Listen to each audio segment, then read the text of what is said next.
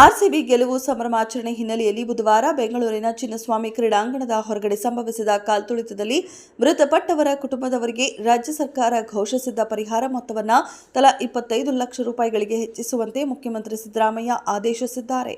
ಈ ಮೊದಲು ರಾಜ್ಯ ಸರ್ಕಾರ ತಲಾ 10 ಲಕ್ಷ ರೂಪಾಯಿ ಘೋಷಣೆ ಮಾಡಿತ್ತು. ಇದೀಗ ಈ ಪರಿಹಾರ ಧನವನ್ನು 25 ಲಕ್ಷ ರೂಪಾಯಿವರೆಗೆ ಏರಿಕೆ ಮಾಡಿದೆ. ಹಾಗೆಯೇ ಗಾಯಾಳುಗಳಿಗೂ ಉಚಿತ ಚಿಕಿತ್ಸೆ ನೀಡುವುದಾಗಿ ಸರ್ಕಾರ ಹೇಳಿದೆ. ಭಾರತದಂತೆಯೇ ವಿದೇಶಕ್ಕೆ ನಿಯೋಗ ಕಳುಹಿಸಿ ಕಾಪಿ ಚೇಷ್ಟೆ ಮಾಡಿದ್ದ ಪಾಕಿಸ್ತಾನ ಭಾರತದ ವಿರುದ್ಧ ಅಮೆರಿಕಕ್ಕೆ ದೂರು ನೀಡಲು ಹೋಗಿ ತೀವ್ರ ಮುಖಭಂಗಕ್ಕೀಡಾಗಿದೆ.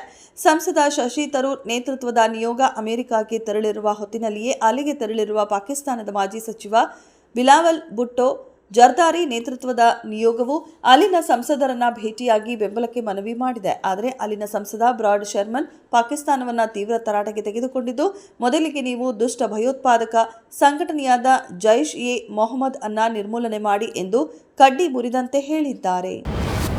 ಆರ್ಸಿಬಿ ವಿಜಯೋತ್ಸವ ವೇಳೆ ಸಂಭವಿಸಿದ ಕಾಲ್ತುಳಿತ ದುರಂತಕ್ಕೆ ಮುಖ್ಯಮಂತ್ರಿಯವರ ರಾಜೀನಾಮೆ ಕೇಳುತ್ತಿರುವ ಬಿಜೆಪಿ ರಾಜ್ಯಾಧ್ಯಕ್ಷ ವಿಜಯೇಂದ್ರ ಪಹಲ್ಗಾಮ್ ಭಯೋತ್ಪಾದನಾ ದಾಳಿ ಪ್ರಕರಣದಲ್ಲಿ ಯಾರ ರಾಜೀನಾಮೆ ಕೇಳುತ್ತಾರೆ ಎನ್ನುವುದನ್ನು ಹೇಳಲಿ ಎಂದು ಶಾಲಾ ಶಿಕ್ಷಣ ಸಚಿವ ಮಧು ಬಂಗಾರಪ್ಪ ಆಗ್ರಹಿಸಿದರು. ಅಲ್ಲದೆ ಆರ್ಸಿಬಿ ತಂಡದ ಅಭಿನಂದನಾ ಸಮಾರಂಭದಲ್ಲಿ ರಾಜ್ಯಪಾಲರು ಭಾಗಿಯಾಗಿದ್ದರು.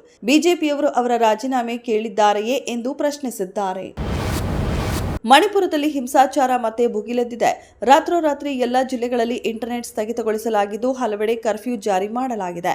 ಭದ್ರತಾ ಪಡೆಗಳು ಮಣಿಪುರದ ಇಂಪಾಲ್ ಪಶ್ಚಿಮದ ಕ್ವಾಕೆಟಾಲ್ ಪ್ರದೇಶದಲ್ಲಿ ಮೈತೇಯಿ ಸಂಘಟನೆಯ ನಾಯಕ ಆರಂಬೈ ಟೆಂಗೋಲ್ ಅವರನ್ನ ಬಂಧಿಸಿದ್ದು, ಇದು ಅವರ ಬೆಂಬಲಿಗರನ್ನ ಕೆರಳಿಸಿದೆ.